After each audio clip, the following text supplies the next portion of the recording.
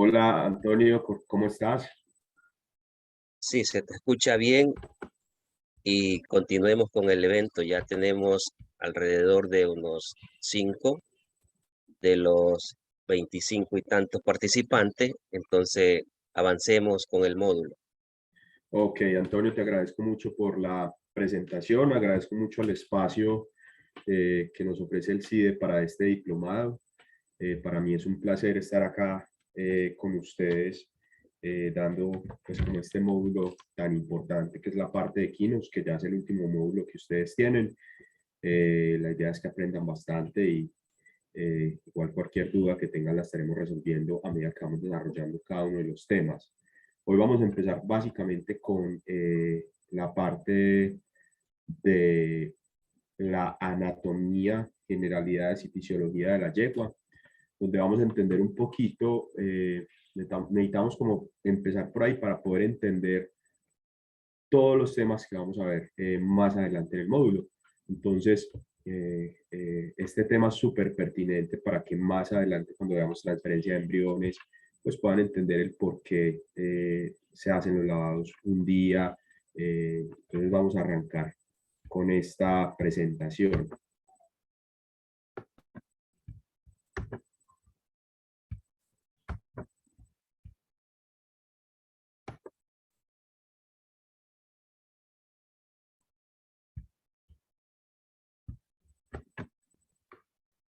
Listo, ¿están viendo todos imagen?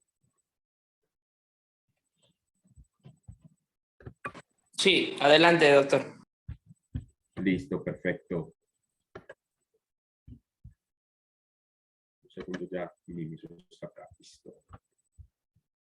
Bueno, entonces, como les decía, hoy vamos a hablar de las generalidades reproductivas de la yegua, donde básicamente vamos a ver cuál es ese mundo donde la yegua tiene unas interacciones importantes, tanto a nivel hormonal, tanto a nivel de comportamientos, en su ciclo estral, como vieron en las otras especies, como vieron en bovinos, en porcinos, pues cada una de esas especies tiene un comportamiento diferente en su ciclo reproductivo y de acuerdo obviamente a ese ciclo reproductivo, pues también esas hormonas se van a comportar de una manera diferente en la especie. Todas las hormonas cumplen básicamente las mismas funciones. De pronto vamos a repetir algunas de las cosas que ya vieron con el doctor Brian o con la doctora Eloísa, pero, o con el doctor Gerardo, pero básicamente van a ver que tiene algunas diferencias en la especie equina muy importantes. Entonces, vamos a arrancar.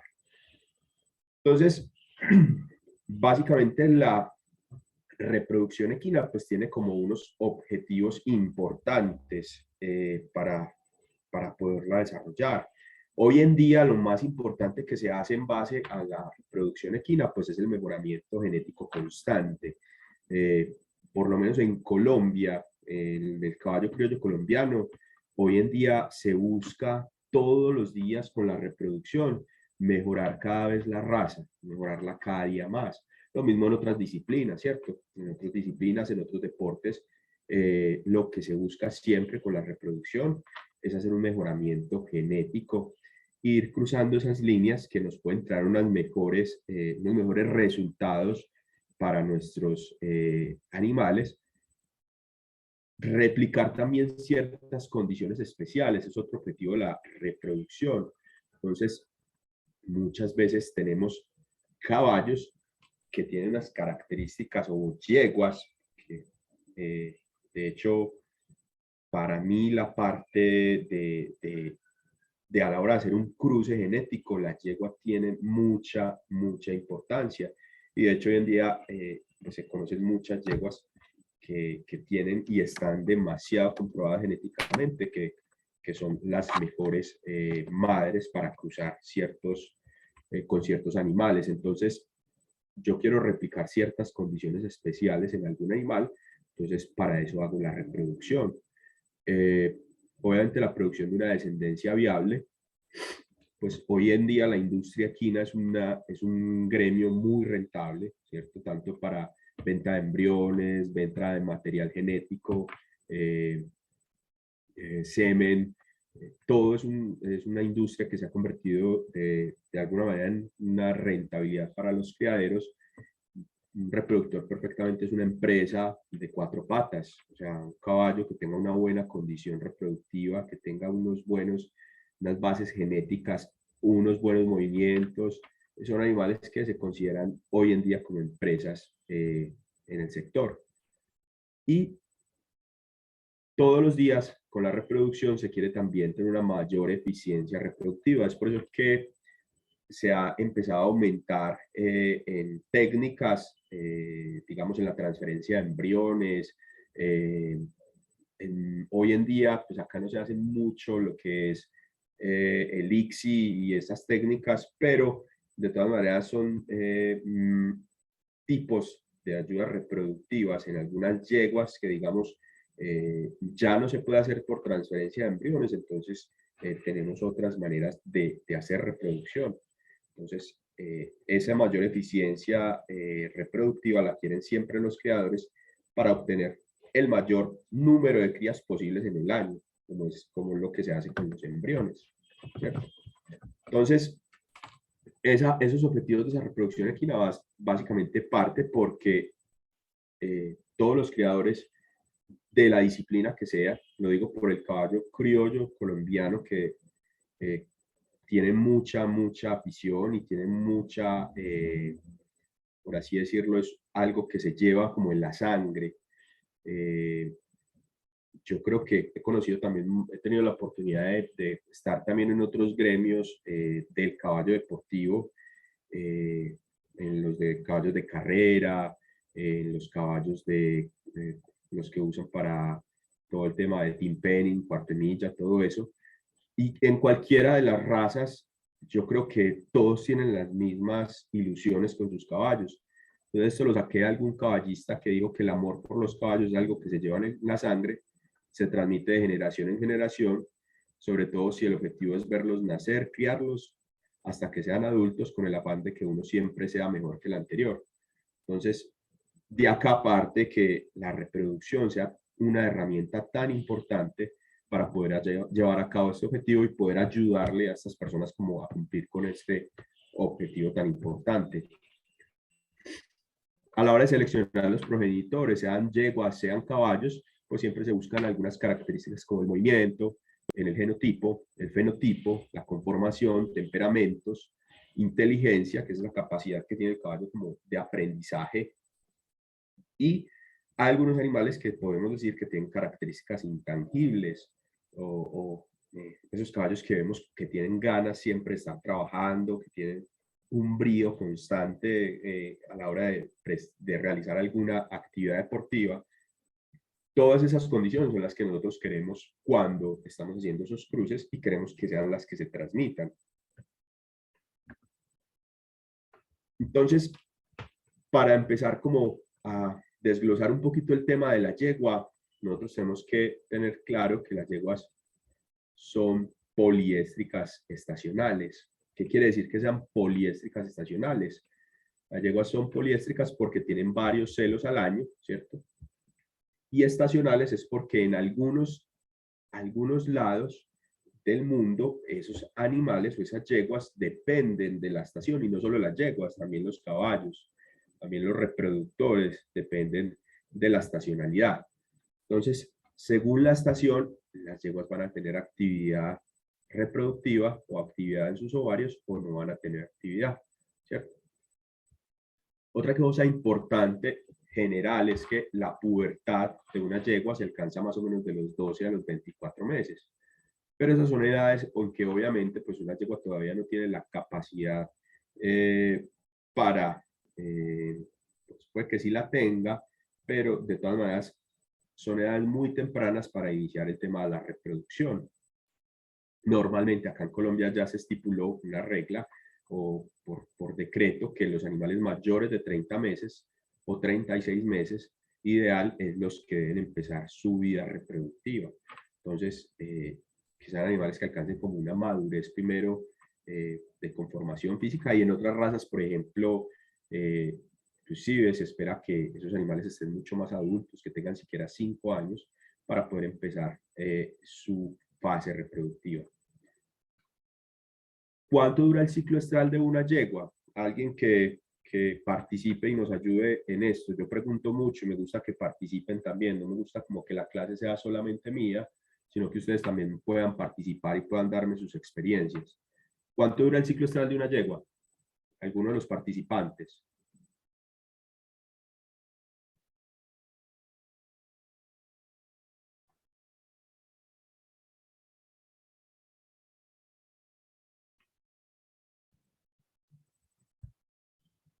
¿Me están todos escuchando? ¿Están todos escuchándome bien?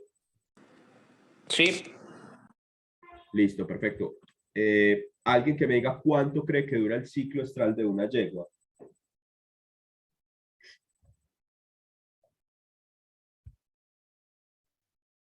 Están habilitados los 21 días. micrófonos. Son 21 días, sino que no están habilitados el micrófono. Ok, listo, perfecto.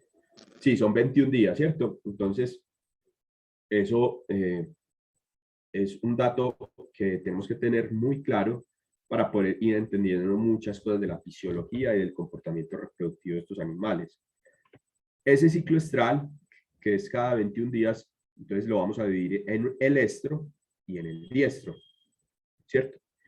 Y ese diestro, que es la fase donde la yegua no se encuentra en celo, lo vamos a diferenciar como gestacional, cuando digamos tuvimos una monta o un servicio o una inseminación y producto de esa monta, servicio o inseminación obtuvimos una preñez, pues lo vamos a llamar diestro gestacional, o por el contrario, el diestro no gestacional es cuando esa yegua, que a pesar de que tuvo una monta, servicio o inseminación, no nos queda preñada, ella nuevamente a través de su fisiología hace algo muy importante para poder nuevamente entrar en un estro. ¿Listo? Y para que se pueda cumplir eso de los 21 días en el ciclo. Ahora, ¿cuánto dura la gestación de la yegua? Alguien que responda. 11 meses. 11 meses, muy Y bien. es de caballo, 12 meses y es de burro. Exacto. Entonces, eso también es otro dato que tenemos que tener siempre claro a la hora de entender un poquito el tema de la reproducción.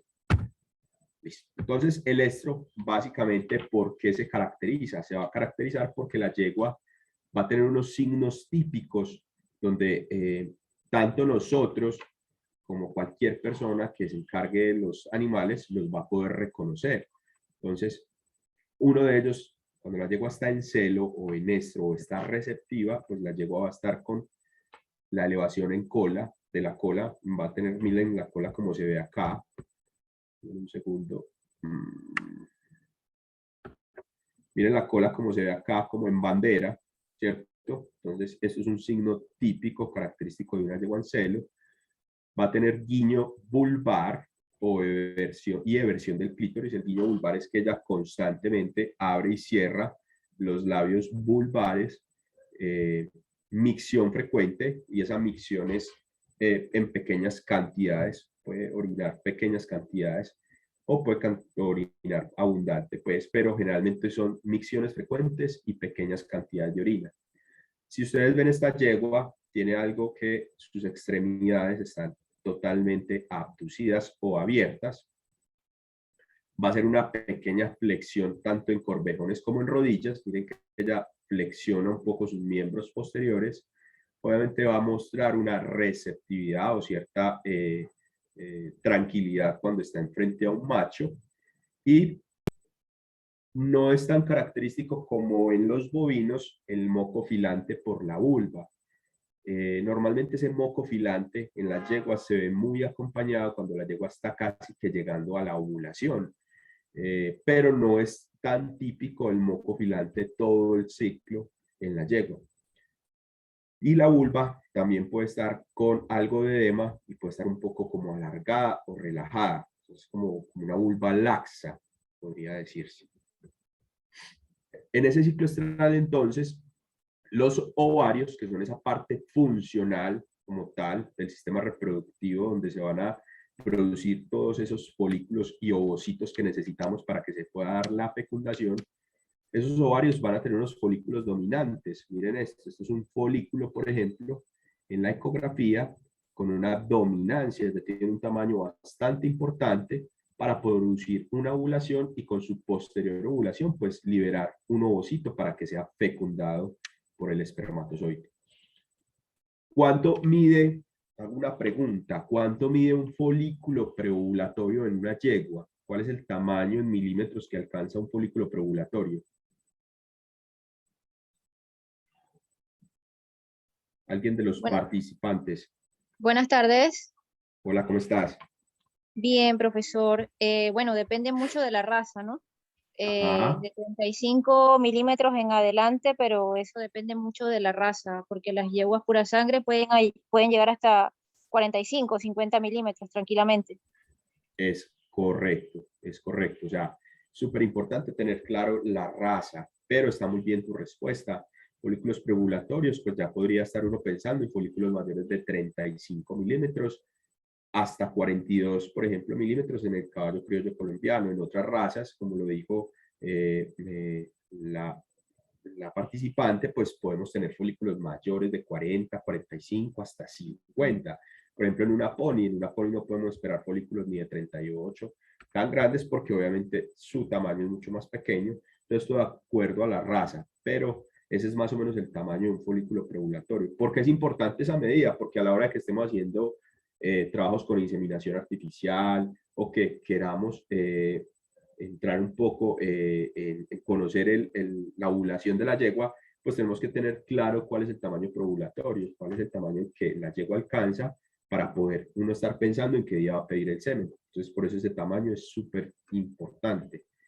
En el estro, también, cuando la yegua está en celo, ese cervix de la yegua, que es la entrada como al útero, va a estar totalmente laxo y dilatado, ¿cierto? ¿Para qué? Para que obviamente el ingreso del semen sea mucho más fácil y para que esa yegua durante esa fase de celo, pues normalmente lo que hace la yegua es tratar como de generar una limpieza del útero para poder, cuando ese embrión esté fecundado, pues el útero se encuentre preparado. Entonces es una fase como donde ese útero se está preparando, secretando moco constantemente, con una actividad endometrial bastante importante. Entonces necesitamos que el cervix esté abierto para que esas secreciones también puedan ser eliminadas poco a poco.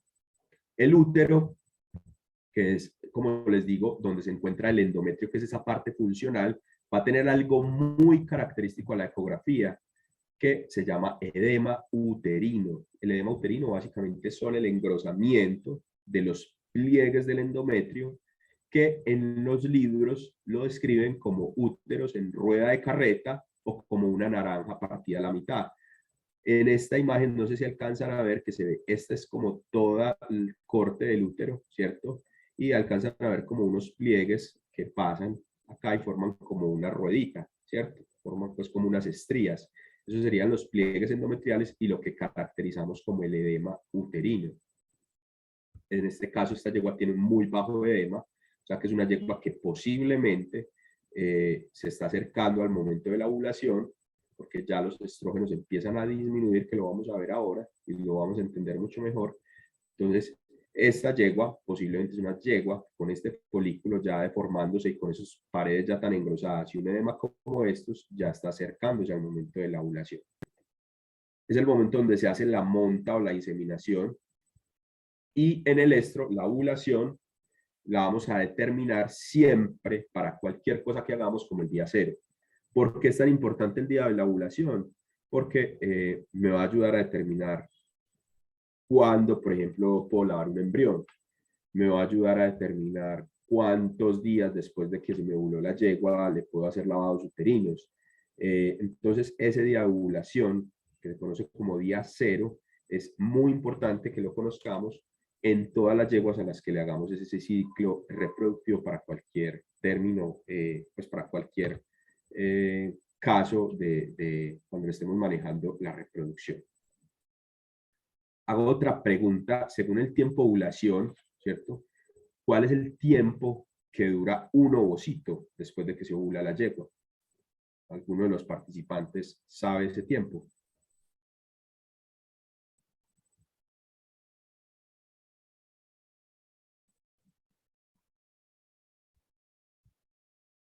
repito la pregunta, ¿alguno sabe cuánto es el tiempo que se demora un ovocito? ¿Cuál es la viabilidad que tiene después de que se da la ovulación? O sea, ¿cuánto tiempo dura ese ovocito, por así decirlo, vivo, para poder cumplir como con esa fase de reproducción?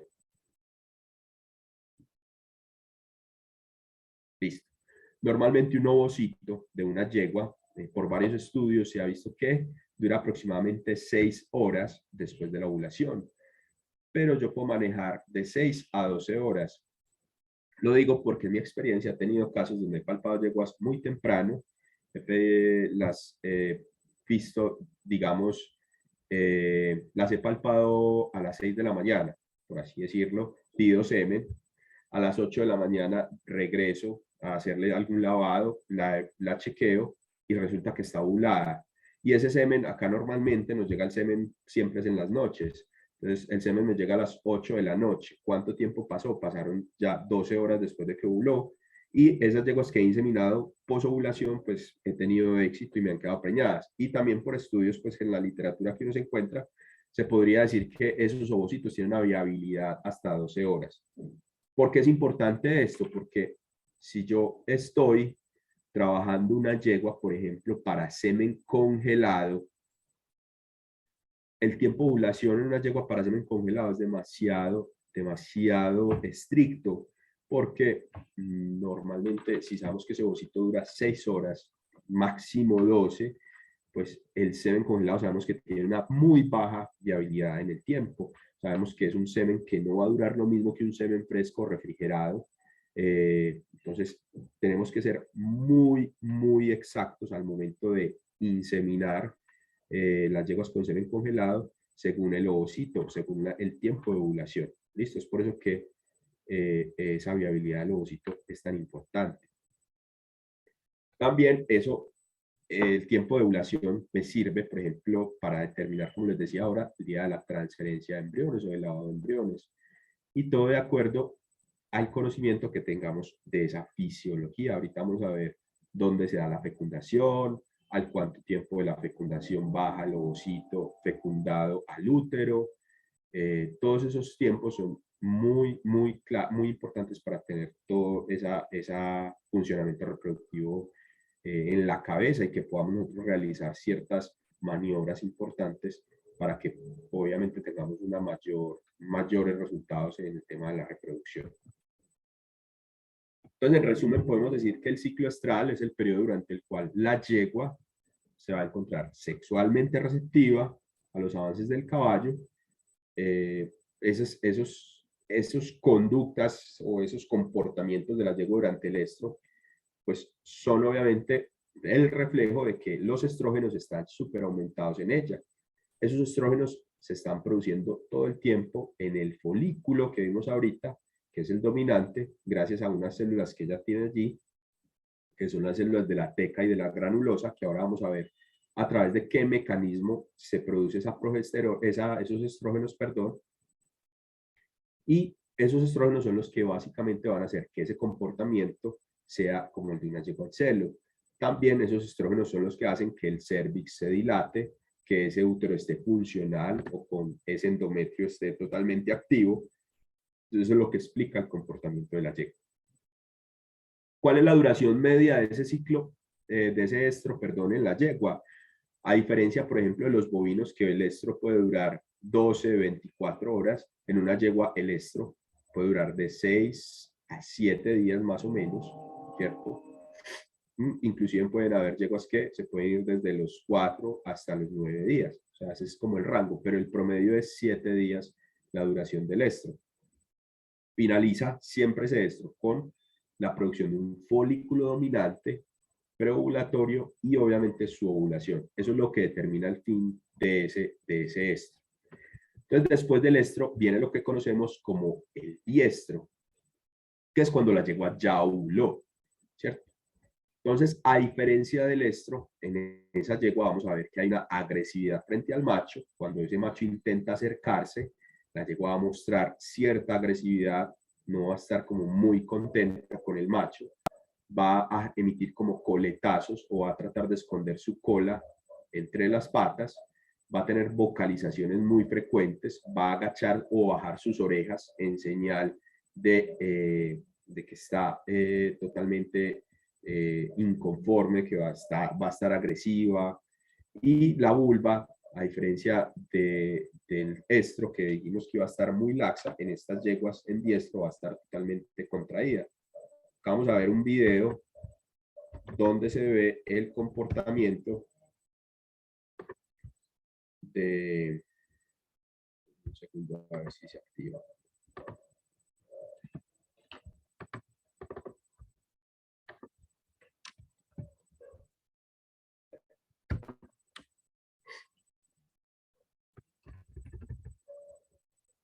Aquí vemos el comportamiento de una yegua totalmente en diestro, una yegua que no está para nada receptiva al caballo, ¿cierto? Entonces, si vemos una yegua que todo el tiempo está emitiendo unos coletazos, siempre quiere estar como mostrando agresividad frente al macho, entonces es una yegua que no se encuentra preparada para el momento del servicio.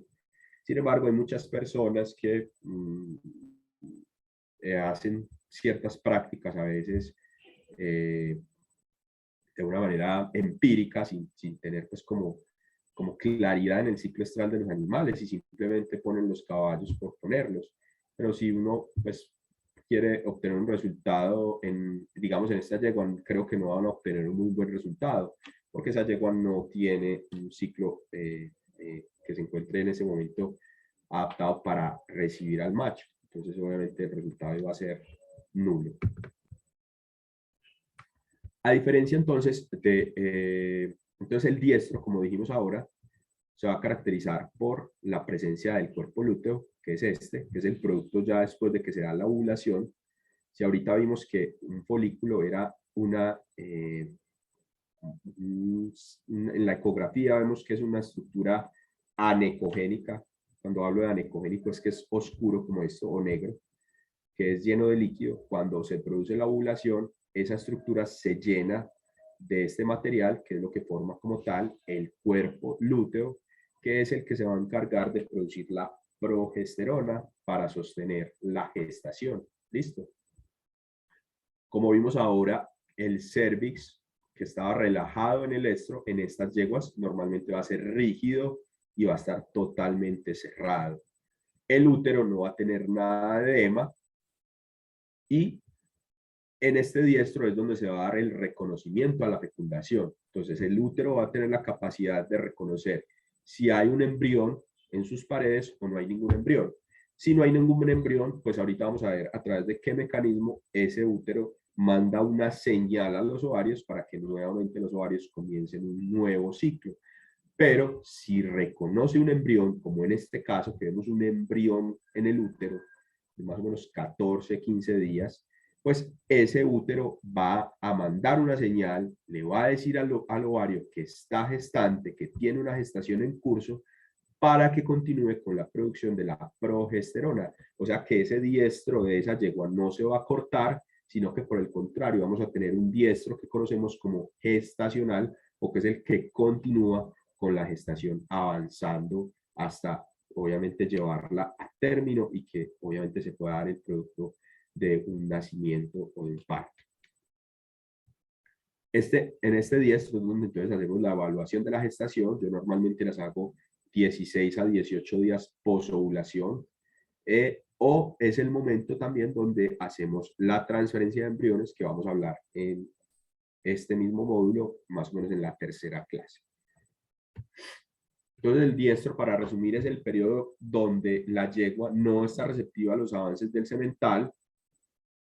La conducta del diestro va a estar estimulada en este caso, por la progesterona. Ahorita vimos que el estro está estimulado por los estrógenos. Acá vamos a ver que los comportamientos, todo lo que dijimos, agresividad, no receptividad, el cérvix cerrado, todo eso lo hace la progesterona. Y esa progesterona, recuerden que la va a estar produciendo constantemente el cuerpo lúteo, a diferencia de los estrógenos que vimos ahora en el estro, que los va a estar produciendo las células de la granulosa y las células de la teca del folículo. La duración media del estro es de 14 días. Entonces, si sumamos 7 días del estro y 14 días del diestro, tenemos los 21 días del ciclo, que dijo ahorita el participante, que más o menos es lo que dura ese ciclo estral de la yegua. El caso de la gestación, como les decía, convierte ese diestro en un diestro gestacional, que es lo que hace que nos lleve una preñez a término o a completarla. Y cuando no tenemos la gestación, pues nuevamente se retorna a ese ciclo estral a través de unos mecanismos a nivel uterino y a nivel ovárico. Entonces, vamos a entrar ya un poco en esa anatomía reproductiva general de la yegua. Vamos a ver ciertos órganos que están muy implicados en todo lo que es la reproducción de la yegua. La yegua sin el sistema neuroendocrino, que es todo lo que regula esa cascada de liberación hormonal, no tendría ningún tipo de producción de ninguna hormona para que pueda darse todo eso que acabamos de hablar, ¿cierto?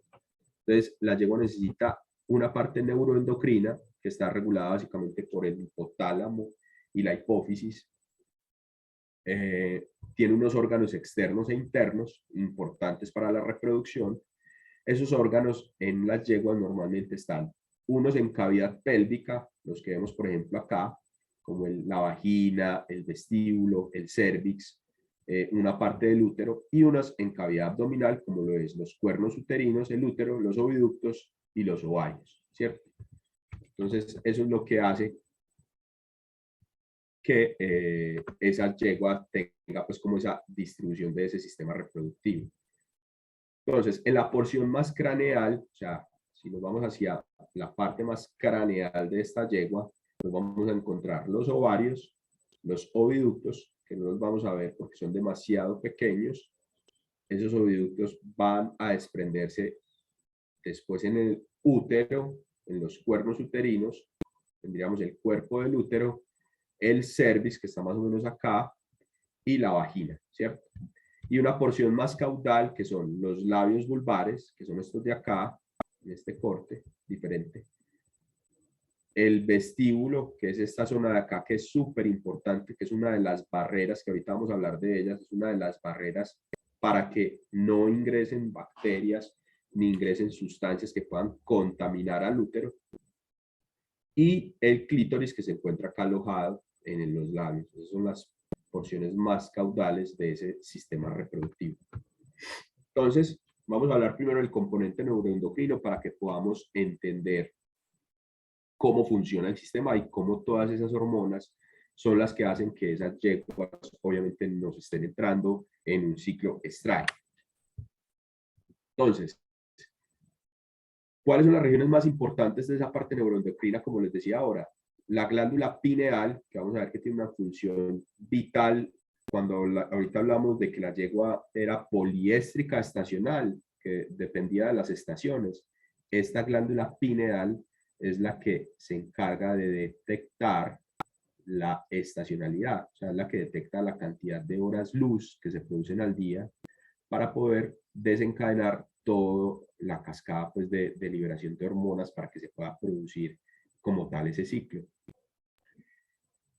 La glándula pituitaria, perdón, el hipotálamo también es uno de los órganos más importantes para que pueda producirse toda esa liberación de hormonas, y la glándula pituitaria o hipófisis.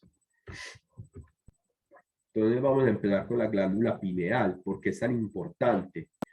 La glándula pineal es una estructura ovoide que se encuentra ubicada en el techo del diencéfalo, ¿cierto? Acá la vimos, es esta estructurita que se ve acá, más pequeña, con el número 1, ¿cierto? Esa glándula pineal, entonces, es la que se encarga de regular el ciclo circadiano. El ciclo circadiano básicamente es cuando hablamos de las horas de descanso en un animal o en cualquiera, en los humanos también hablamos del ciclo circadiano, y se encarga también de controlar las funciones gonadales. Esa glándula pineal tiene una célula que es su principal, es como la célula diana o la célula característica de este órgano, que es el pinealocito, ¿cierto? Y ese pinealocito se encarga de secretar algo muy importante que se llama la melatonina, ¿cierto? Entonces, miren que vamos a entender acá cómo se da esa producción. Si vemos acá, esta es la célula o pinealocito del que estábamos hablando, ¿cierto? Es este. El ojo o la retina del ojo de la yegua o del caballo se encarga de captar la luz solar, ¿cierto? Ellos llevan ese mensaje de esa luz solar a través de los núcleos supraquiasmáticos, perdón, pasando por el núcleo intermedio lateral, llevan esa información al ganglio cervical superior y demuestran que hay presencia de luz. En ausencia de luz pasa algo muy importante. Cuando la yegua detecta que no hay luz, toda esa misma información se va a ir por acá, por ese mismo mecanismo, y le va a avisar a la célula que hay falta de luz. Básicamente ya a través de unos mecanismos enzimáticos lo que hace es que convierte triptófano en melatonina. Y esa melatonina viaja a través del lecho vascular o de los capilares y es la que básicamente me va a hacer esto. Entonces, de nuevo, les resumo para que me entiendan. Las células retinianas que se encuentran en el ojo son las células especializadas, son las que se encargan de captar esta luz solar, ¿cierto? Entonces, miren que ella capta la luz solar. Ella viaja en ausencia de luz, o sea, cuando ya no hay luz, ese mensaje se va a la papila óptica, núcleo supraquiasmático, ganglio cervical superior, llega a la glándula pineal. Los pinealocitos entonces detectan la ausencia de luz y producen la melatonina. ¿Qué hace la melatonina entonces en el sistema reproductivo? Lo que hace es que inhibe una hormona que se produce en el hipotálamo que se llama la GnRH. Y la GnRH es la que se encarga de que se den todos los mecanismos para la producción de el ciclo estral en la yegua. Entonces podríamos decir esto, que si tenemos menos horas luz al día, la yegua va a tener mayores cantidades de melatonina en su sistema, lo que hace que la GnRH esté disminuida. Entonces por eso es que la yegua depende de la estacionalidad. ¿Cuándo hay menos horas luz? En invierno. En esos momentos es cuando la yegua no está en producción de folículos, no está en actividad estral, no está en actividad reproductiva. A diferencia, cuando la yegua está con unas buenas cantidades de hora luz, como el verano, la melatonina va a estar disminuida y eso hace que la GnRH, que es la hormona que se encarga de producir la liberación de todas esas cascadas para que se pueda dar un ciclo estral, básicamente va a estar activa. Entonces, por eso que la yegua en estaciones de verano, las yeguas tienen su ciclo reproductivo normal. ¿Listo? ¿Queda claro esto o tienen alguna duda?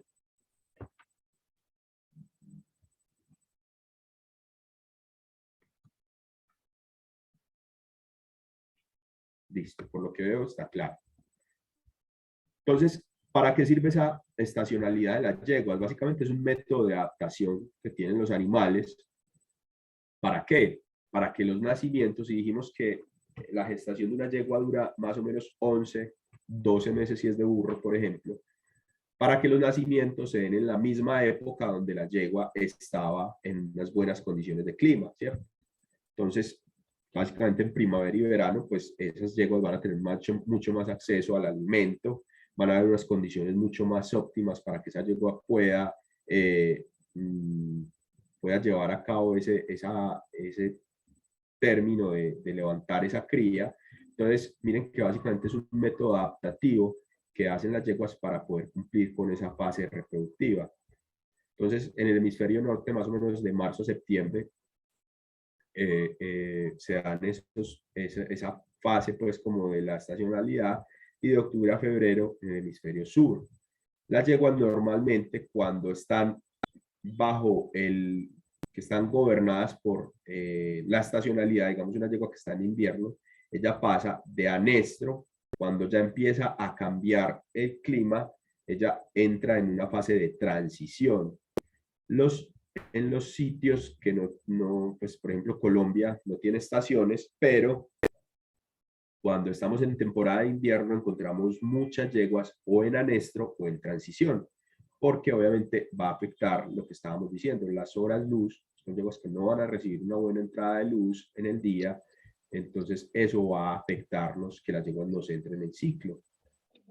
Esas yeguas que se quedan en transición, a veces es un poco complejo sacarlas de allí para que nuevamente empiecen sus ciclos estrales normales. ¿Listo? Bueno, ¿alguien tiene el micrófono encendido? ¿Lo puede apagar, porfa? Un momento. Gracias. ¿Quién me puede decir qué diferencia ven en estas dos yeguas? ¿Qué importancia o qué pueden ustedes deducir? Digamos, si ustedes están haciéndole el seguimiento reproductivo a estas yeguas, ¿qué podrían decir ustedes de lo que están viendo? Que la de la derecha se va a calorar más rápido. Exacto. Y la luminosidad le va a ayudar pues, por la buena luz que tiene la jaula. Ok, ok. Y a diferencia de esta, ¿qué pueden ver en esta?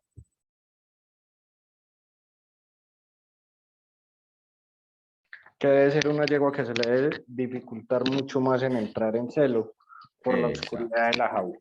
Exacto. Entonces, muy bien el participante. Esto no solo miren que entonces en países con estaciones nos va a afectar. A mí en Colombia me afecta que la yegua esté en un box o en una pesebrera donde la luz a duras penas entra, ¿cierto? Esta yegua nunca va a ciclar si sigue ahí en esa pesebrera o en esas condiciones. A diferencia de esta yegua que tiene una buena entrada de luz, pues es una yegua que fácilmente va a estar ciclando constantemente. Entonces miren que eso, desde que nosotros entramos a hacer una evaluación reproductiva de una yegua o nos entregan una yegua para preñez, para embriones, para lo que quieran, ustedes ya deben tener claro cuáles son las condiciones en las que vive la yegua, cuáles son las condiciones en las que está la alimentación de la yegua.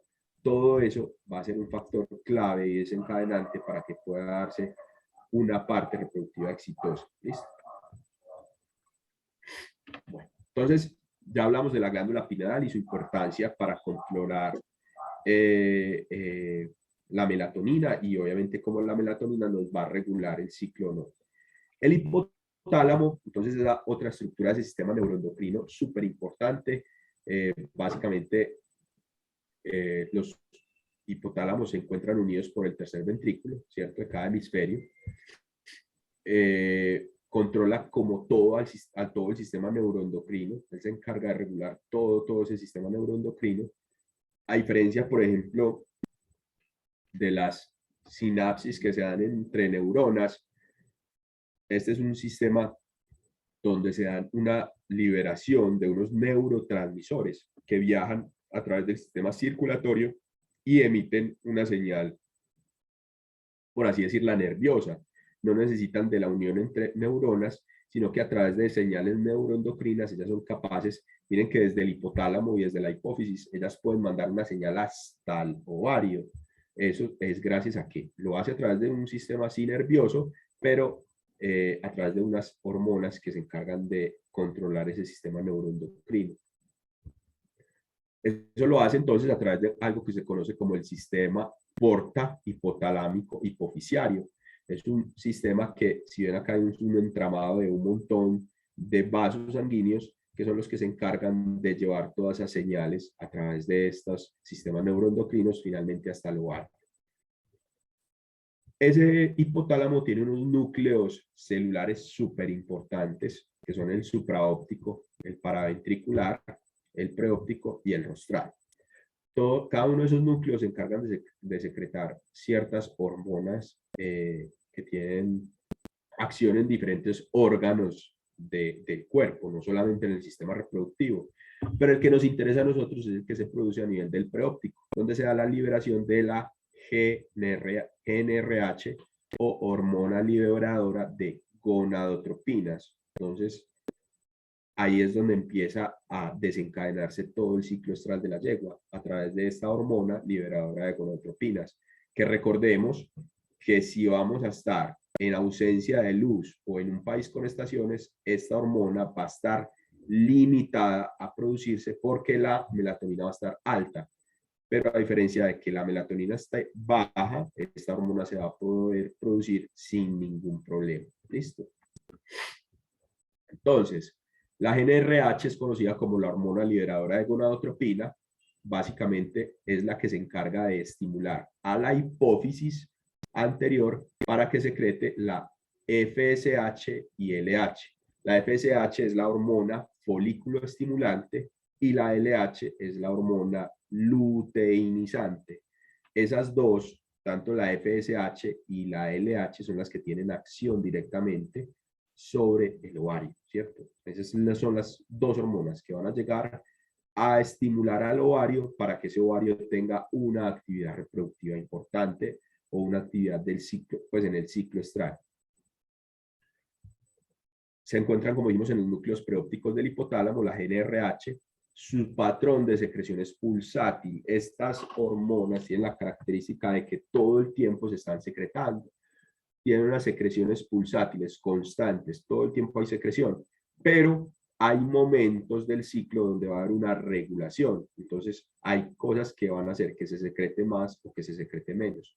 Pero su patrón es un patrón de secreción pulsátil y constante. ¿Qué la controla? Entonces, como lo vimos, el fotoperiodo o las horas luz, los estrógenos, cuando los estrógenos están elevados, porque ya, digamos, ese folículo alcanzó un tamaño importante o grande o dominante para producir una ovulación, los estrógenos tienen la capacidad de mandar una señal y generar lo que conocemos como un feedback negativo hacia el hipotálamo para que disminuya la secreción de gonadotropina. No la para, sino que la disminuye. Entonces, esas secreciones pulsátiles empiezan a caer un poquito mucho más bajas. La progesterona también tiene la capacidad de inhibir la producción de GnRH, porque recordemos que cuando la yegua, sobre todo en el tema de la progesterona, la que más inhibe es a la LH. La FSH puede seguirse produciendo en más bajos niveles, pero recordemos que cuando la progesterona está presente es cuando la yegua está posiblemente preñada. Entonces no necesitamos que ni la FSH ni la LH hagan como sus estímulos hacia un nuevo ciclo. Entonces, por eso es que puede controlar la liberación de esta hormona. Y la leptina, que no sé si han escuchado hablar de la leptina se da básicamente cuando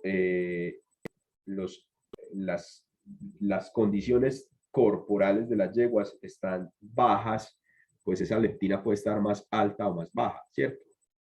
Entonces una yegua con unos buenos depósitos de grasa, por así decirlo, va a tener unas bajos niveles de leptina, a diferencia de una yegua con una condición corporal deficiente, los niveles de leptina bajan, y eso, aumentan, y esto es lo que hace que la GnRH disminuya su producción. Es por eso que muchas veces cuando uno hace el ciclo reproductivo de yeguas que están en muy mal estado corporal, esas yeguas no tienen actividad ovárica. ¿Por qué? Porque es una respuesta fisiológica, es una respuesta adaptativa. Pues si la yegua no está en una buena condición corporal, ¿cómo va a estar preparada para recibir una gestación? Entonces, básicamente es un método adaptativo que tienen las yeguas a través de la leptina. Entonces, la condición corporal es súper importante para controlar todos esos procesos en ella. ¿Listo? Pero ahí también tendríamos que tener en cuenta la obesidad de las yeguas, porque muchas veces las yeguas que están demasiadamente obesas tampoco son pues fáciles de preñar. Es correcto, es correcto. Es también cierto que ni la condición corporal elevada o exagerada nos va a favorecer la reproducción, ni las condiciones corporales nulas o pobres, ninguna de las dos. De hecho, lo que hablaste de esas yeguas obesas normalmente tienden a ser susceptibles a sufrir de síndrome metabólico equino. Y el síndrome metabólico equino generalmente se acompaña de yeguas con problemas en fertilidad, problemas en liberación de ovocitos, son yeguas que van a ser demasiado complicadas para preñar. Entonces ni lo uno ni lo otro, ni yeguas obesas, ni yeguas demasiadamente delgadas. ¿Listo? Entonces, la hipófisis, que es la que termina como con esa función, si vemos la hipófisis tiene un montón de funciones también a nivel de producción de hormonas para que se den un montón de funciones en el cuerpo, ¿cierto? Pero la que nos interesa en este caso a nosotros, pues es las que se producen a nivel de la parte reproductiva, que es la producción de FSH, hormona folículo estimulante, y producción de LH, hormona luteinizante, ¿cierto? Eso lo hace a través de las células que conocemos como gonadotropos. Esos gonadotropos son los que se encargan de producir esas dos hormonas a nivel de la hipófisis. Esa hipófisis está ahí, entonces, debajo del hipotálamo, recibiendo como todas esas señales, y se divide básicamente en neurohipófisis y adenohipófisis, postural, intermedia y distal, que es donde se da como básicamente esa liberación de los diferentes estímulos hacia todas las partes del cuerpo.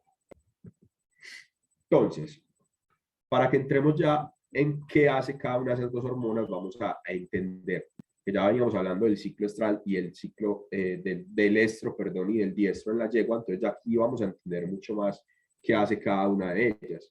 Entonces, la FSH, que es la hormona folículo estimulante que se produce en la hipófisis y estimula el ovario. ¿Para qué estimula el ovario? Para que se dé un desarrollo folicular. Listo, entonces este ovario, miren que está acá pequeño, digamos llega acá, ingresa por el sistema porta hipotalámico hipofisiario de todos esos vasos sanguíneos, llega la señal de FSH al ovario, ¡prum!, ingresó. Inmediatamente este ovario, ¿qué hace? Responde con la producción de un montón de folículos. Si ustedes ven acá, esto acá es un folículo que apenas está en crecimiento. Entonces hagan de cuenta que este ovario se llena de un montón de estas estructuras pequeñas que son folículos en reclutamiento. Todos empiezan como a crecer. Esos folículos tienen unos receptores importantes de FSH que se encuentran en unas células que están acá en estos folículos que se llaman las células de la granulosa. A medida que ese folículo va creciendo más, pues obviamente tiene más receptores para FSH. Entonces, los folículos que más crecen son los que más tienen receptores.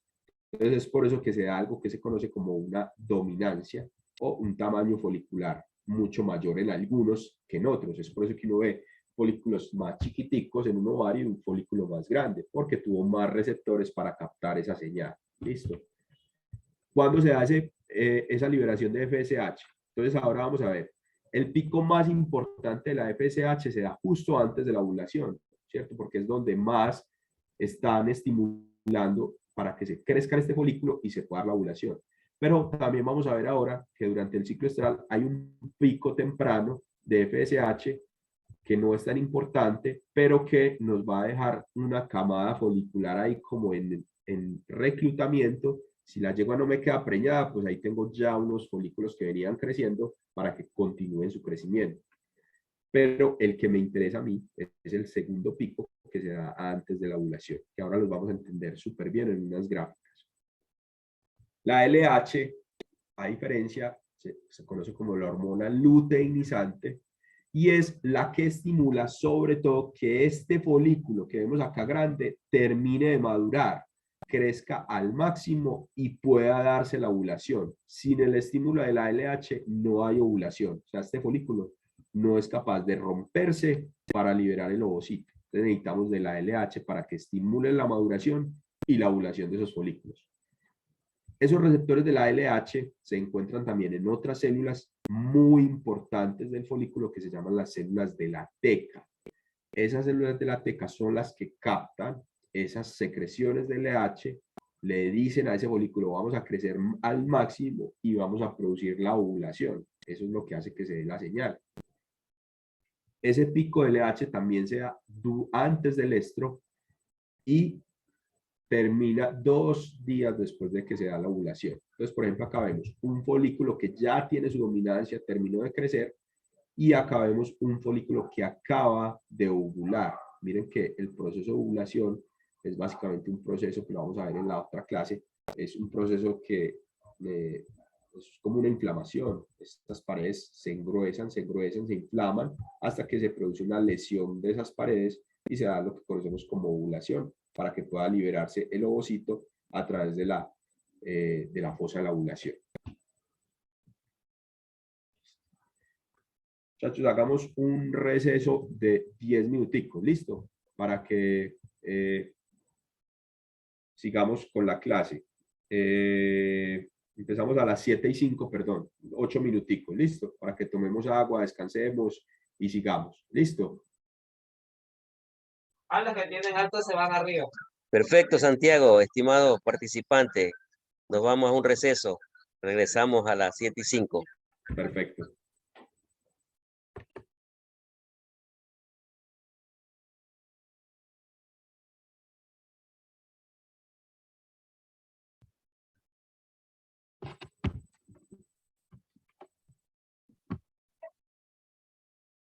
Bueno, estamos regresando a nuestra segunda hora de este cuarto módulo con su primer día de clase.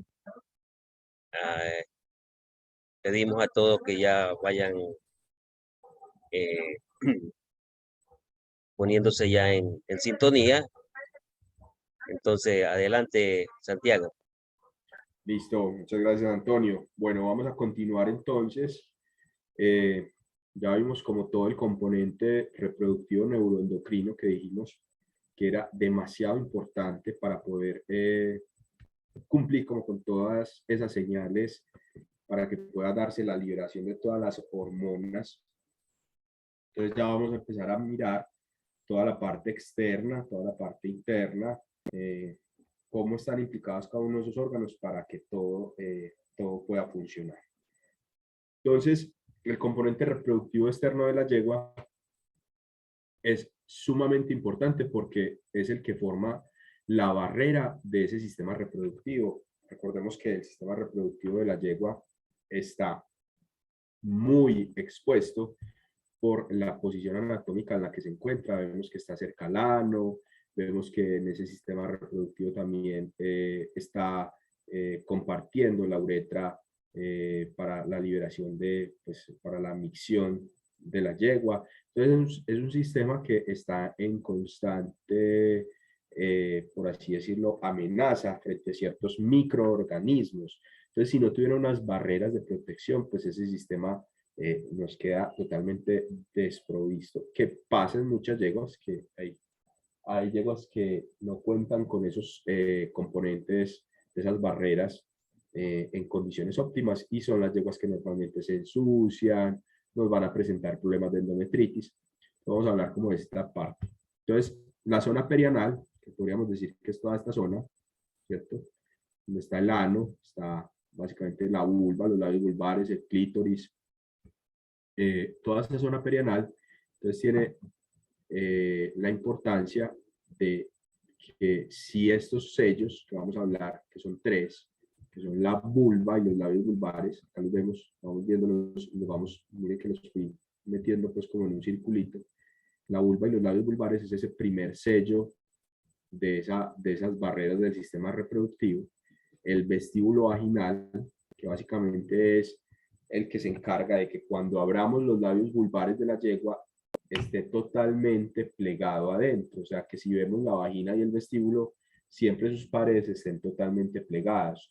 En algunas yeguas, por la edad, esos pliegues o esas paredes vaginales y vestibulares se empiezan a abrir, se empiezan a ensanchar, y es lo que predispone a la yegua a que tenga ese canal todo el tiempo abierto para que entre materia fecal, para que ingrese aire, y es lo que la vuelve susceptible a que la yegua se infecte.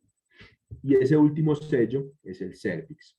Entonces, en resumen, la yegua tiene tres sellos en su sistema reproductivo importantes: los labios vulvares y la vulva, el sello vestibulovaginal y el cérvix. Esos son los que se encargan de mantener como ese sistema en óptimas condiciones. La vulva es el área más externa entonces de ese tracto reproductivo. Tiene una comisura dorsal, ¿cierto? Ya va a tener una comisura que va desde dorsal, y tiene una comisura ventral, que es donde se aloja el clítoris. Si nosotros trazamos una medida entre la comisura dorsal y la comisura ventral, vamos a tener que más o menos mide de 12 a 15 centímetros, ¿cierto?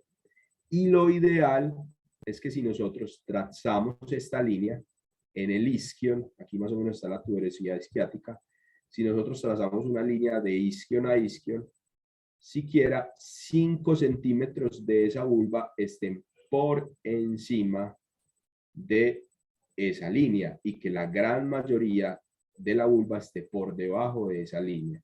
Si en esta yegua, al trazar esa línea, es una yegua que tiene totalmente alterada la medida. Yo podría decir que esa yegua tiene aproximadamente 4 a 5 centímetros para abajo y tiene mayor cantidad de medida hacia arriba. Eso la vuelve un poco susceptible a que sea una yegua predispuesta a infecciones. Si notan también, la inclinación de la vulva de esta yegua es muy marcada. Tiene un ano bastante hundido o una vulva inclinada que predispone a que cuando la yegua defeque, todos esos restos de materia fecal y líquidos ingresen fácilmente. La posición de la vulva debe ser totalmente vertical y no debe tener esa inclinación para que no se contamine tan fácil. Es lo que conocemos como el índice de Kaslik. Es un índice que se toma básicamente para saber si la yegua es candidata a realizar una cirugía para cerrar esos labios vulvares y que obviamente no esté tan predispuesta a sufrir de esas infecciones. También en esa vulva está el músculo constrictor de la vulva, que acuérdense que hablamos del guiño vulvar en el estro, es el que se encarga de hacer que esos labios vulvares se abren y se cierren constantemente cuando la yegua está bajo el estímulo de los estrógenos. El clítoris básicamente es como si dijéramos el pene, pues tiene un origen embrionario muy similar al pene del caballo. Podríamos decir que es un micropene. Ese clítoris está compuesto también por tejido eréctil. Él también tiene un tejido que se llena de sangre. Es por eso que las yeguas, cuando están en celo, pueden hacer eversión de ese clítoris y ese clítoris puede mostrarse un poco como firme, como duro. Y ese clítoris va a estar también cubierto por un epitelio escamoso, normalmente como tejido estratificado. Tiene muchas terminaciones nerviosas y sensoriales. No sé si ustedes han visto cuando un caballo está cortejando una yegua, normalmente el caballo tiende a morder la comisura ventral de la vulva, le muerde las patas, pero lo que busca el caballo es estimular mucho más todas esas partes sensorial para que obviamente esa fase de esa monta o esa cópula pues sea mucho más placentera tanto para el caballo y para la yegua. La versión del clítoris, cuando la yegua también hace esa versión del clítoris durante el guiño vulvar, está también regida por el músculo constrictor vulvar, el músculo constrictor vestibular y el músculo retractor del clítoris. Todos esos 3 músculos son los que hacen que la yegua tenga la capacidad de exponer el clítoris durante el estro. Tiene unos senos, básicamente como unos sitios donde tienen tiene mucha importancia porque son reservorios para bacterias y hongos. Si ven esa anatomía de ese clítoris, lo vuelve susceptible a que está como escondido, como el capsu, como metido en unas bolsitas, que son los senos, y eso es lo que lo hace susceptible a que se contamine fácilmente con bacterias y hongos. De hecho, en algunos países que hay enfermedades de transmisión, como la metritis, por ejemplo, la metritis contagiosa equina, son sitios donde se deben tomar cultivos del clítoris para determinar la presencia o no de ciertas bacterias. De hecho, pues también cuando se sugiere hacer cultivos en yeguas que digamos tengan problemas de fertilidad, pues es una zona que puede ser importante a la hora de hacer cultivos para determinar la presencia de bacterias. Esa hipertrofia del clítoris también es muy importante tenerla clara porque algunos problemas genéticos de algunos casos de las yeguas tienen ciertos problemas ya como tal de la producción de sus órganos reproductivos, pero es por algo genético. Podemos ver yeguas con clítoris prominentes, lo que llamamos una clitoromegalia, y esos normalmente se acompañan de problemas reproductivos donde la yegua es totalmente infértil. O también esos casos de clitoromegalia los podríamos ver en algunas yeguas que tienen problemas con algunos tumores. Hay un tumor que se llama el tumor de las células de la granulosa, que produce en el ovario. Esos tumores tienen la capacidad de producir unas hormonas que hacen que ese clítoris se vuelva prominente. Entonces también es muy importante saber cómo es el tamaño de ese clítoris en una yegua, si es normal, si es anormal, para poder determinar si es que la yegua tiene algún problema hormonal o genético. ¿Listo? Les hablaba ahorita del vestíbulo, ¿cierto? Miren un buen vestíbulo. Miren que si yo abriera estos labios vulvares, que son estos de aquí afuera, y miro hacia adentro, mire, yo veo que las paredes están totalmente colapsadas, ¿cierto? Que las paredes están selladas. Pero, a diferencia de esta yegua, miren que si yo abro estos labios vulvares, estas paredes están totalmente abiertas. O sea, quiere decir que estos pliegues vestíbulo-vaginales están totalmente, no están siendo funcionales. Entonces, miren que permite que la yegua tenga entrada de aire, materia fecal, contaminación constante hacia el sistema reproductivo más posterior. Entonces, miren que en este caso, y en este aún mucho más, vemos unos pliegues ya muy dilatados, muy malos. Entonces, eso nos va a volver a la yegua predisponente a una contaminación constante. ¿Por qué es importante el vestíbulo? Entonces, por lo que acabamos de hablar, porque nos forma ese pliegue, porque en él se aloja también algo que es el orificio uretral. Recuerden que ahí está la salida de la uretra por donde va a ser la micción. Ese pliegue se forma, ese vestíbulo o pliegue vestíbulo vaginal, era lo que anteriormente la yegua tenía como himen, ¿cierto? Ahí es normalmente donde viene el himen. ¿Qué es el himen? Es esa barrera que tiene la yegua cuando aún no ha tenido ningún tipo de monta o de inseminación, o sea, podríamos decirlo como la yegua virgen. Cuando ese himen se rompe, queda esa zona que es el pliegue vestibulovaginal. ¿Por qué es importante el himen? Porque hay yeguas que, a pesar de que ya tuvieron una monta o una inseminación, pueden hacer una reconstrucción del himen. Recuerden que en el estro o después de una cópula, la yegua normalmente empieza a hacer unas contracciones del útero para eliminar líquidos, pero si ese himen se reconstruye nuevamente, esos líquidos se van a quedar atrapados y van a volver a ingresar ¿a dónde? Al útero. Entonces, súper importante en una yegua que tenga ya historial reproductivo o de monta o de inseminación, saber si ese himen está ya destruido o se encuentra reconstruido, por ejemplo. ¿Listo? Porque eso predispone a infecciones. El vestíbulo tiene glándulas que producen secreciones importantes. Esas glándulas producen unas secreciones que esas secreciones pueden hacer que generen como cierta protección. Bueno, a diferencia, miren acá, se ve súper bien en esta imagen dónde empieza el vestíbulo y dónde empieza la vagina. De acá para abajo sería lo que conocemos como vestíbulo. Acá está el orificio de la uretra y de acá para arriba, donde estaba ese himen o el pliegue vestíbulo vaginal que ya se forma, de acá para arriba sería la vagina. ¿Listo? Entonces ahí se ve la diferencia entre el vestíbulo y la vagina. ¿Listo? La vagina sí mide de 20 a 35 centímetros, tiene un diámetro de 10 a 18 centímetros. También tiene unas paredes colapsadas, tienen que estar totalmente herméticas o cerradas, generando también esa barrera importante para ese sistema reproductivo. Y al final, cuando ya entra a conectarse acá con esta estructura que se llama el cervix, va a formar algo, un saco, como un fondo que se llama el formix. Esa es la parte donde se une la vagina al cervix, lo conocemos como el formix. ¿Por qué es importante el formix? Por ejemplo, a través del formix se puede hacer aspiración folicular con ecografía transvaginal. Yo puedo puedo meter el ecógrafo transvaginal y a través de ese formix yo puedo ingresar hacia los ovarios para hacer la aspiración. Es uno de los métodos que se hace pues, en aspiración folicular en yeguas.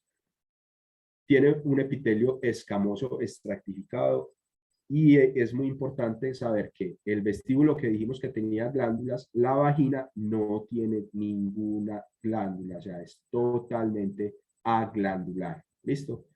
tiene un músculo liso importante que le da la capacidad a esa vagina de poderse expandir cuando recibe, digamos, el pene del caballo, o le da la capacidad de recibir, por ejemplo, nuestra mano cuando estamos haciendo algún procedimiento obstétrico, o también le da la capacidad a la vagina de expandirse en el momento del parto. Entonces, debe tener un músculo liso bastante laxo, bastante fuerte, para poder tener esa capacidad de expansión. Ustedes dirán, bueno, pues si la vagina es glandular, ¿cómo se da la lubricación? La lubricación se da a través del moco que se produce a través del cervix durante el estro. En el estro el cervix está totalmente activo, todas esas glándulas del útero, del cervix están totalmente activas y se da una secreción hacia la vagina que le permite como esa lubricación. Y recordar que es el órgano copulatorio de la hembra. En el macho sería el pene, en la yegua sería la vagina. Es el órgano donde va a recibir todo el pene durante la cópula para que cada uno tenga la capacidad de producir la eyaculación y liberar los espermatozoides. Bueno, entonces, la vagina ya dijimos que es glandular, excepto a nivel del vestíbulo. Esas glándulas secretoras que producen secreciones en el vestíbulo podrían considerarse espermicidas. Es una de las primeras barreras que se encuentra, pues, como esos espermatozoides cuando están tratando de ingresar por acá. Digamos, aquí hay unas secreciones que empiezan a encontrarse en el vestíbulo y esas secreciones, pues, hacen que esos espermatozoides empiecen a luchar contra ciertas barreras. Es una carrera de obstáculos. No sé si han visto un video en humanos, cómo se produce desde el momento de la salida del espermatozoide hasta llegar al sitio de fecundación, todos los obstáculos que tiene que pasar un espermatozoide. Es básicamente eso, secreciones, la reacción inmune que hace normalmente la yegua, después el paso a través del útero, después el paso a través del oviducto. Es una carrera de obstáculos que ese espermatozoide tiene la capacidad de lograr para poder hacer esa fecundación.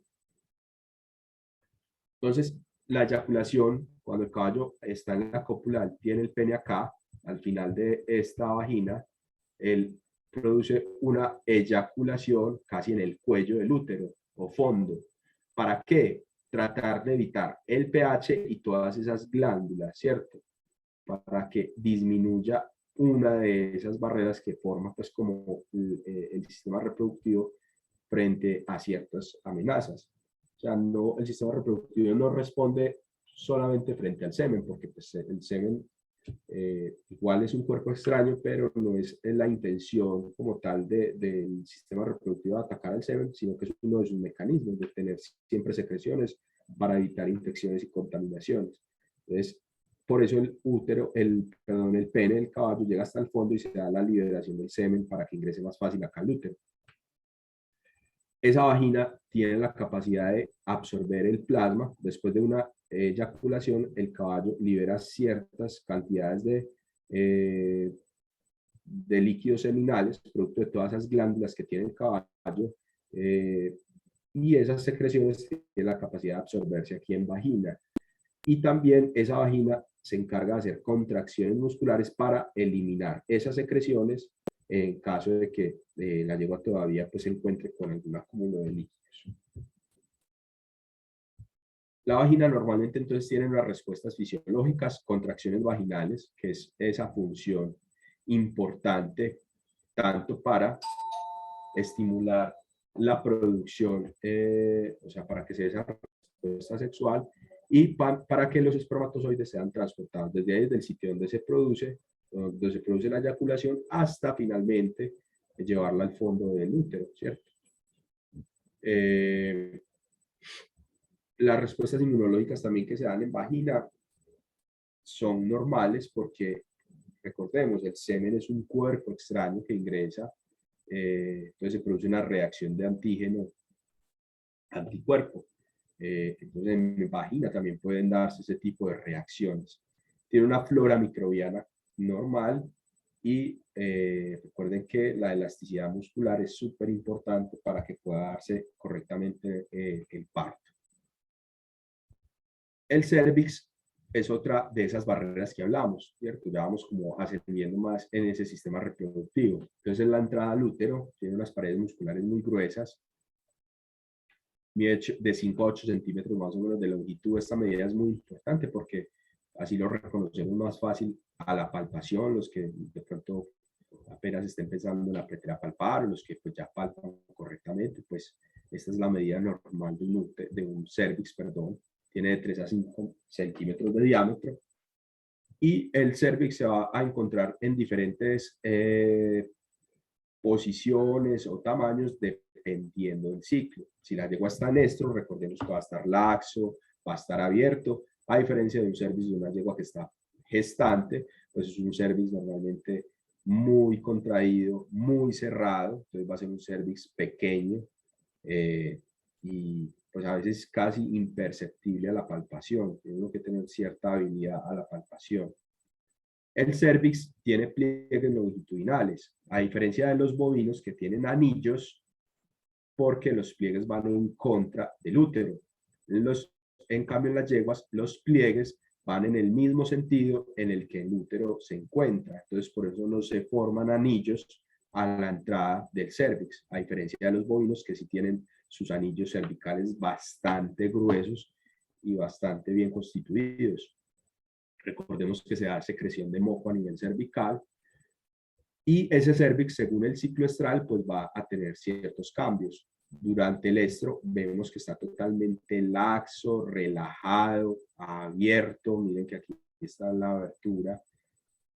Y a diferencia del diestro, va a estar totalmente hermético, cerrado y mucho más pequeño. ¿Listo?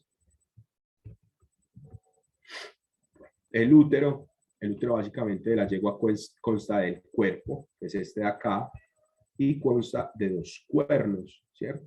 Es muy diferente, por ejemplo, la anatomía o la disposición de esos órganos reproductivos en la yegua en el bovino.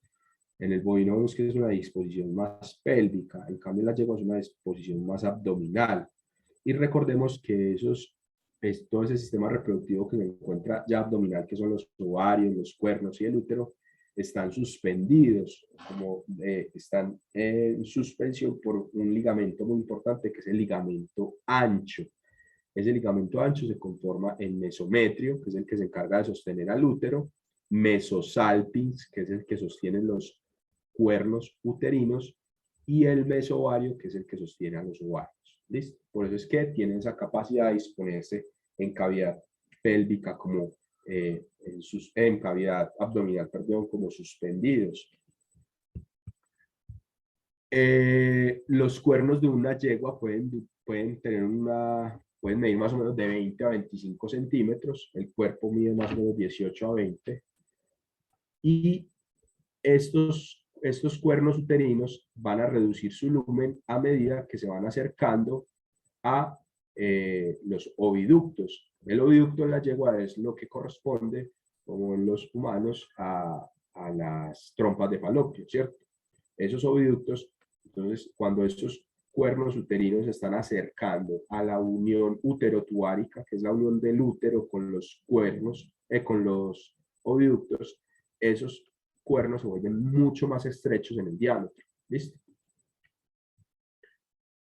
Los pliegues endometriales son súper importantes a nivel de la luz porque esos pliegues endometriales son los que permiten que la yegua pueda tener una actividad endometrial bastante importante. Entonces, ese útero básicamente tiene una característica que tiene una musculatura, que vamos a verla primero acá, bastante gruesa. Miren que tiene una capa muscular interna circular, una externa longitudinal, una media vascular. Ese miometrio o ese útero de la yegua tan grueso, miren que es todo este capa, este sería el endometrio, solo esta capa de acá para acá sería la parte muscular, y este sería pues como la parte del perimetrio. Ese miometrio tan grueso le da la capacidad de poderse expandir bastante en la gestación y de poder tener mucha fuerza para contracciones durante el parto. Miren que es un útero con una musculatura bastante desarrollada. El epitelio del útero es el que se encuentra más en la parte de la luz. Es un epitelio columnar simple, pseudoestratificado, Y la importancia del endometrio, que ustedes no se alcanzan a ver acá, se ve súper bien, son un montón de glándulas. Todas esas glándulas es lo que le dan la vida al endometrio, es lo que le da la actividad endometrial, lo que le da la capacidad de poder generar ciertas secreciones, ciertos cambios importantes para poder tener una actividad normal uterina. Podríamos decir que el endometrio es la vida de ese útero. Entonces, el endometrio, ¿cuál es la importancia de ese endometrio? Tiene 12 a 15 pliegues longitudinales, unas células y un estroma de tejido conectivo lámina propia.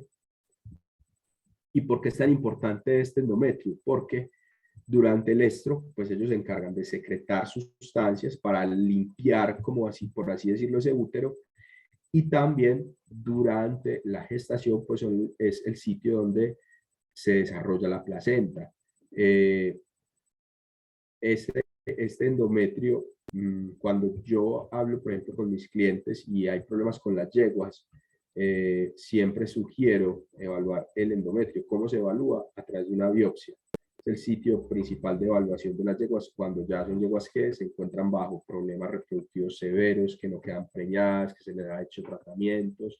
Entonces, esa biopsia nos va a mostrar en realidad cómo se encuentra esta parte, que es la más activa y la más importante de ese útero. ¿Listo? Entonces, en el estro recordemos que el útero va a estar, va a estar engrosado, va a tener aumento del tono vascular y vascularización, las glándulas endometriales van a estar muy activas, el cuello uterino va a estar abierto y relajado, y va a haber una congestión mucosa y una secreción activa. A diferencia del diestro, las paredes van a estar disminuidas, el tono muscular disminuye y la vascularización también, el cuello uterino va a estar cerrado y rígido y las mucosas van a estar totalmente secas porque no hay actividad de las glándulas. Aquí vemos la diferencia de un cervix, de una yegua, durante el estro, que miren que está totalmente laxo, relajado, miren que se va como hacia el piso, se relaja totalmente, y ese canal cervical, que es del ingreso al útero, está totalmente abierto. A diferencia de una yegua en diestro, que no está en seno, ese cervix va a estar totalmente cerrado, ese cervix va a estar más en posición medial y va a estar totalmente colapsado o cerrado el canal cervical. ¿Listo? Acá sería la diferencia, miren que acá sí se nota muy bien lo que hablábamos ahora del edema uterino. Tal cual así se ven los pliegues endometriales cuando la yegua está con un celo o en un estro. Esto es lo que se forma como el pliegue, los pliegues endometriales o el edema uterino. Miren que si lo describen como rueda de carreta o como cuando ustedes parten una naranja y la miran, hagan de cuenta con una naranja partida a la mitad. A diferencia, por ejemplo, de un útero en diestro, miren que no tiene nada de pliegues endometriales, no hay edema uterino. Entonces, eso es lo que se conoce como el edema uterino. Entonces, para resumir, el útero es el canal de transporte de semen desde el exterior, o sea, donde el caballo eyacula, que vimos que es básicamente casi en el fondo de la vagina, hasta el sitio de la fecundación. Hago la pregunta, ¿cuál es el sitio de la fecundación en la yegua? Alguien que tenga la respuesta. En el oviducto, profesor. ¿En qué parte del oviducto? Ahí sí me agarró, no recuerdo. Listo, perfecto. Entonces, sí, precisamente es en el oviducto donde se da la fecundación, básicamente en el ámpula, ¿cierto? Ahí es el sitio donde se da la fecundación. Entonces, mire que ese útero va a tener la capacidad de llevar el espermatozoide a ingreso del oviducto para que finalmente en el ámpula se dé la fecundación, que ahora lo vamos a ver más adelante. Se da también en el útero la capacitación del espermatozoide, ¿cierto? Ese espermatozoide se capacita porque todas esas secreciones endometriales en el espermatozoide hacen que ese espermatozoide sea mucho más activo, se da lo que se conoce como la hiperactivación espermática, y es que el espermatozoide, al entrar en contacto con esas secreciones, él empieza como con una actividad mucho mayor, ¿listo? Él viene como cuando digamos se dan los procesos de eyaculación y conservación del semen, el semen al estar refrigerado baja como la, digamos por así decirlo, la producción, digamos, de actividad, pero al entrar en contacto con secreciones, él ahí mismo se hiperactiva y es lo que se conoce como la capacitación del espermatozoide. Es el lugar de fijación, donde se da la fijación, la implantación, el desarrollo de la placenta y el desarrollo del feto. Entonces miren que ese endometrio, si no tiene la capacidad de sus glándulas, si no tiene ese lumen totalmente normal, es imposible que se dé una preñez. Entonces, por eso es que es el órgano siempre, que yo le digo a los clientes que es como el órgano final para determinar si su yegua es viable reproductivamente o no es viable reproductivamente, ¿cierto? Se da también algo muy importante que es la secreción de hormonas luteolíticas. Recuerden que hablamos que la yegua tiene la capacidad de detectar si está en gestación o no está en gestación para poder salir de ese diestro y entrar en nuevo estro. Esas secreciones que se dan a nivel uterino, gracias a la prostaglandina, es lo que le permite al útero decirle, venga, aquí no hay ninguna preñez, yo produzco prostaglandina, le mando la señal al ovario, el ovario detecta la prostaglandina, lisa el cuerpo lúteo para que no produzca más progesterona y se dé nuevamente la entrada al ciclo. Entonces, el útero tiene una importancia grande en la producción de prostaglandina para que la yegua nuevamente nos entre en el ciclo estral. Y el útero también es importante por su capacidad de involución. Después de un parto, normalmente la yegua tiene que tener una capacidad de involución, de que ese útero nuevamente tenga esas condiciones normales para que nuevamente sea preñada la yegua. No sé si han visto que las yeguas se preñan generalmente en el calor del potro, que es 8 días o a 13 días posteriores al parto. Ese es como el calor más común en que se da esas preñez de las yeguas después del parto, pero todo depende de esa capacidad que tuvo la yegua de esa involución del útero. Entonces, para resumir, el endometrio en el útero es la salud reproductiva de la yegua, es el sitio de evaluación más importante. Entonces, la yegua muestra su primer celo después del parto, a menudo en 7 a 10 días, lo que hablábamos ahora del calor del potro, y después esa yegua puede mostrar sus ciclos cada 21 días, pero a medida que la yegua entra en una lactancia más avanzada, lo que hablábamos ahora, los niveles de leptina entran a jugar un papel ahí, y la yegua ya no tiene unas condiciones corporales ideales, entonces esas yeguas ya pueden restringir su patrón regular de ciclicidad, o sea, ya bajan los ciclos porque no tienen las capacidades a nivel nutricional para poder seguir produciendo los ciclos normales, por la demanda obviamente que produce la lactancia. Bueno, el oviducto, dijimos que entonces la compañera que participó ahora nos dijo que es el sitio donde se da la fecundación, es correcto. Ese oviducto, si vemos acá, este sería el cuerno, acá finaliza el cuerno, ¿cierto?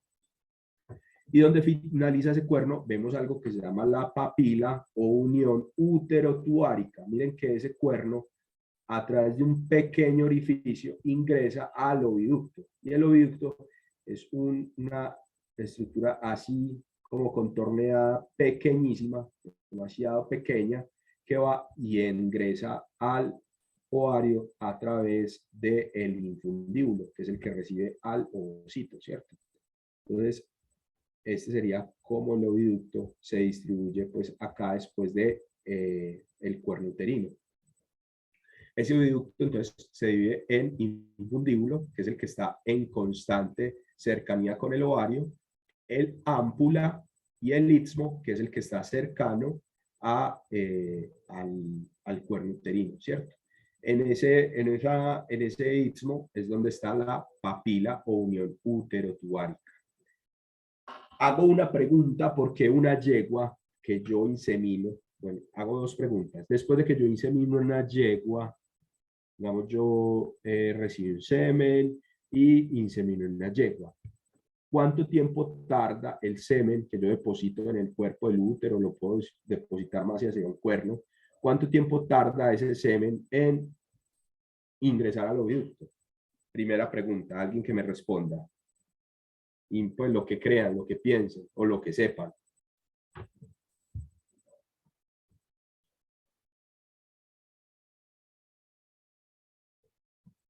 ¿Alguien? Nadie. 12 horas. 12 horas, mucho. Normalmente 4 6 horas, horas. 4 a 6 horas después, exacto. Entonces, 4 o 6 horas después, ese semen que yo deposité aquí en el útero, ¿cierto? Ya llegó otra, hizo todo este camino y me ingresó al oviducto, ¿cierto? Hago una pregunta. Yo a una yegua que inseminé de 4, ya inseminé hace 6 horas, ¿le puedo hacer un lavado en el útero? ¿Sí o no? Sí se puede, ¿Por qué se puede? porque ya para ese entonces ya los espermatozoides deben estar allá arriba Ajá. y el útero debe estar, pues, se puede hacer el lavado. Ya los espermatozoides ya están en el proceso de capacitación y ya están esperando la fecundación. Es correcto. Entonces, es porque este sello que es acá, que es esa papila uterotuárica, es un sello tan fuerte muscularmente que impide que cualquier líquido que yo le meta al útero me ingrese al oviducto. Entonces, por eso que yo puedo hacer lavados en el útero. Muchas veces uno va a la finca después de inseminar la yegua y le dice, no, hombre, pero usted cómo va a lavar la yegua si la inseminó, porque la gente no tiene el conocimiento, pero eso es lo que me permite hacerlo. Bueno, ahora sigo con las preguntas. ¿Yo hasta cuándo puedo lavar una yegua después de inseminada? Entonces, si ya dijimos que a las 6 horas yo la puedo empezar a lavar, ¿cierto? Después de haberla inseminado, ¿hasta cuándo la puedo lavar buscando como que ese útero me quede bien limpio al momento que el embrión baje? ¿Hasta qué día la puedo lavar? Máximo hasta el día 5. Cuarto. Cuarto día, porque el día 5 se supone que el embrión ya está descendiendo del oviducto nuevamente al útero. Entonces yo hasta el día 4 puedo hacer cualquier tipo de lavados. ¿Listo? Muy bien. Esos datos son demasiado claros para que puedan entender mucho más los procedimientos que se realizan en yeguas. Entonces, ese oviducto tiene 3 capas, una serosa, una muscular interna media y externa, y una mucosa. Recordemos que el mesosalpinx es ese ligamento ancho que se encarga de sostener a ese oviducto en la cavidad abdominal. ¿Listo? Entonces, el oviducto, vimos que es infundíbulo, ámpula, istmo. El infundíbulo es el que posee fimbrias que están en la fosa de ovulación. Miren que esta es la zona como histológica donde está el oviducto, es bastante amplio. Y él básicamente lo que está haciendo es esto. Este es el ovario y él está como sosteniendo al ovario, pues esperando a que ese ovario libere al ovocito y ese ovocito caiga en ese centro de ese infundíbulo para que sea transportado al sitio de la fecundación. El ámpula, que es esta acá, en la parte histológica, vemos que es una zona que tiene unas tortuosidades, que eso es lo que le da la capacidad o esas condiciones para poder ser el sitio ideal de fecundación. La liberación de glicoproteínas. Esas glicoproteínas tienen una función bastante importante que se encargan de mandar como la señal al espermatozoide para que sepa cuál es el camino, porque digamos, ustedes inseminan una yegua y cómo el semen sabe para cuál de los dos sitios se va. Entonces, gracias a esas señales glicoproteicas, el espermatozoide tiene la capacidad de recorrer su camino hacia el sitio donde se va a dar la fecundación.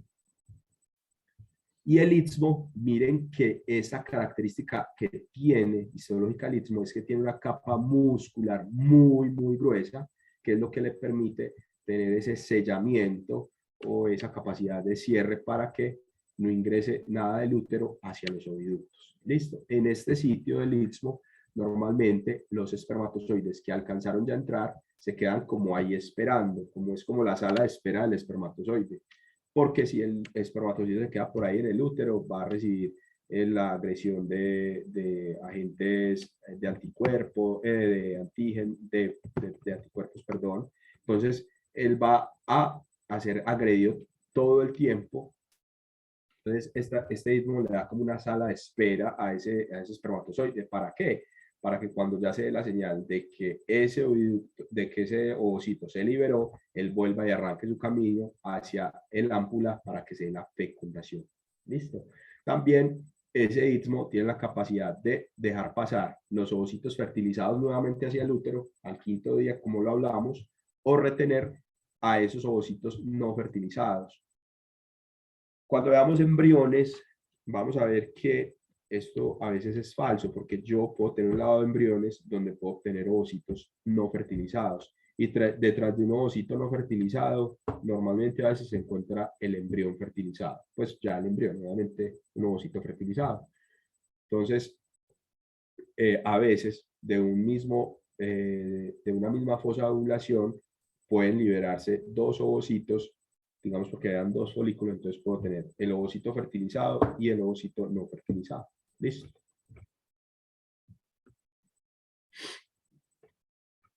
Bueno, los ovarios, entonces ya entramos a los ovarios. Los ovarios cambian de forma según obviamente la pubertad. Entonces ellos se vuelven mucho más maduros a medida que la yegua ingresa ya en esa fase madura de la reproducción. Tienen un tamaño de 5 a 8 centímetros. Están cráneo-ventrales a las áreas de Lilian, más o menos entre el tercer a quinto vértebra lumbar. En la zona más dorsal se van a encontrar alojados. Recordemos que el mesovario es el ligamento ancho que se encarga de sostenerlos. A diferencia de las vacas o de los bovinos, los ovarios de las yeguas tienen una particularidad, que es que tienen una zona medular periférica y una zona cortical interna, que es la germinativa. Les hago una pregunta: ¿los cuerpos lúteos en bovinos se palpan? ¿Son palpables? Sí, Es correcto. ¿Y los cuerpos lúteos en yeguas se palpan? no. No, exacto. Es básicamente por lo que estamos hablando, por esa distribución de ese tejido. La zona medular es la periférica y la zona cortical la interna o germinativa. Otra cosa que limita también a las yeguas es, a diferencia de los bovinos se pueden superovular, ¿cierto? Y es porque los folículos se producen en la zona periférica. A diferencia de las yeguas, tienen muy disminuida la capacidad de producir máximo 2 folículos por ovario, porque no tienen esa capacidad de poder producir esos folículos al exterior. ¿Listo? Importante el ovario, la fosa de la ovulación, que es el sitio por donde se libera el ovocito, que cae finalmente al sitio del linfotíbulo de la yegua, del oviducto, perdón. ¿Cuáles son las funciones entonces del ovario? La ovogénesis, o la producción de ovocitos, y la esteroidogénesis, que es la producción de esas hormonas importantes para que pueda darse todo el ciclo estral. Los ovocitos, entonces, es esa célula funcional o la célula de la fecundación, por así decirlo. Los folículos son esos, lo que se produce. Todos esos folículos van creciendo, van aumentando en su tamaño, su maduración, hasta finalmente tener un folículo maduro con un ovocito ya secundario bien formado para que pueda darse la fecundación. Es también el sitio donde se produce el cuerpo lúteo después de la ovulación para que se dé la producción de progesterona y finalmente el cuerpo albicans, que es ese cuerpo lúteo que ya es el cuerpo lúteo ya como sin función, por así decirlo, de producción de progesterona. Después de la lisis del cuerpo lúteo se produce lo que conocemos como el corpus albicans. El ovario tiene la capacidad de producir a través de la progesterona estrógenos, y eso lo vamos a ver en un mecanismo que creo que ya por tiempo vamos a tener que dejar ahorita acá para continuar en la próxima clase entendiendo la fisiología. Entonces, esa capacidad que tiene el ovario es producir a partir de progesterona que captan las células de la teca. Estos folículos que están acá tienen dos tipos de células. Las más externas son las células de la teca y estas internas que se ven acá son las células de la granulosa. Esos folículos a través de las células de la teca captan progesterona, o sea, colesterol, y lo convierten en progesterona. Y esa progesterona a través de las células de la granulosa se convierte en estrógenos. Eso es lo que le da la capacidad a la yegua de producir esa esteroidogénesis. Y la progesterona, obviamente, ya es la hormona que se produce durante la gestación. Entonces, podríamos resumir que el ovario produce dos tipos de esteroides, estrógenos y progesterona. Estrógenos en el momento del estro y progesterona en el momento del diestro o cuando ya la yegua está en gestación. ¿Listo? Entonces, las fases del ciclo estral, ya lo hemos visto. Vamos a resumir acá. El intervalo es el intervalo entre una ovulación y la otra, que dijimos que es de 21 días. El estro es esa fase folicular, donde hay un aumento de los estrógenos, y el diestro es esa fase luteal, donde hay producción de progesterona. Entonces, en el estro hay crecimiento de folículos, se prepara a un ovocito para que pueda darse una ovulación, se prepara el endometrio y todo ese sistema reproductivo para que pueda recibir al semen, para que después de recibir al semen y se dé la fecundación, pueda obviamente recibir el proceso o el concepto después de que se da la unión del espermatozoide y el ovocito. Y el diestro es esa fase de formación de ese cuerpo lúteo donde ya la yegua ovuló, liberó el ovocito, ese ovario formó un cuerpo lúteo activo, se dio ese reconocimiento embrionario o, por el contrario, la lisis de ese cuerpo lúteo tras no haber un embrión detectado en el útero para continuar con una nueva oleada de folículos y obviamente otra vez otra ovulación. ¿Listo? Entonces, en el diestro se da básicamente formación del cuerpo lúteo para formación del concepto o lisis de ese cuerpo lúteo para que nuevamente la yegua entre en un nuevo ciclo. Yo creo que podemos dejar por acá y en la próxima clase continuamos con la fisiología. Vamos a hacer el resumen como de todas las hormonas que vimos y en la próxima clase vamos a ver manejo del ciclo estral en la yegua e inseminación artificial con semen fresco y semen congelado. ¿Listo?